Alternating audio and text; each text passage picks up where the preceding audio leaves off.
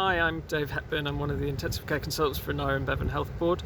As you know, on the 17th of November, we're moving into the Grange University Hospital at Llanfracha, which is going to be our new base for all the intensive care services for the whole of our health board. So the unit in Neville Hall is going to close, and the unit in the Gwent here is going to close too, and we're all going to move up to the new unit in the Grange. Now that brings loads of advantages for us. It's all single rooms, it's all cubicles, which means from an infection control point of view, and actually for privacy and dignity and for people visiting, it will make quite a big difference.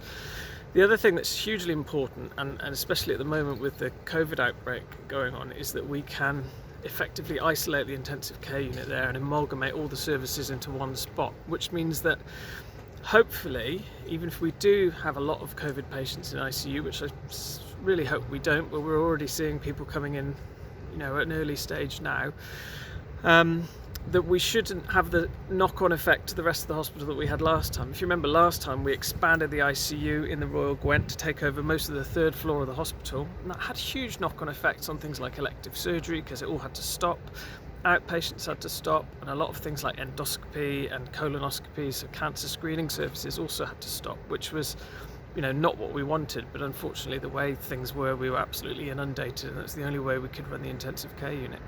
If we can get up to the Grange, and that hinges really a little bit on the COVID pandemic not escalating out of control, but if we can get up there for November, it means we can centralise all the COVID there, and that will allow the other hospitals, the Royal Gwent and Neville Hall Hospital, to keep running elective surgery and elective operations, outpatient clinic and cancer screening, which shouldn't be affected by any big surge in COVID. So it's really important that we get up there, and we're really hoping that the next few weeks that people can continue with flattening the curve and obeying the public health advice.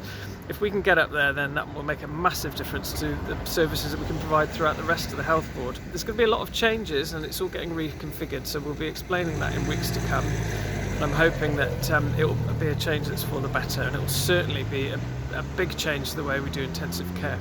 It's going to be paper-free, it's all computerised ICU, which will take a lot of the nursing burden away from the nurses, because they spend a lot of time writing things down at the minute, but it'll all be captured by computer. We'll have state-of-the-art radiology and all new equipment as well. So it's a really impressive unit. If you've seen, there's a few videos on the Adran Achosion web pages which will a bit of an explainer of what it looks like inside. But just to let you know what's going to be happening, it's all happening quite soon now. We're less than 5 weeks away, so we're all keeping our fingers crossed that we can get up there. The only problem will be is if the pandemic rages out of control and we're suddenly massively over capacity, we're not going to be able to move. So that's why we need everybody to pitch in, really, and hopefully we can keep the admissions down and keep the COVID at bay, and then we can get up to the new hospital, which will have a huge knock-on effect to everybody else.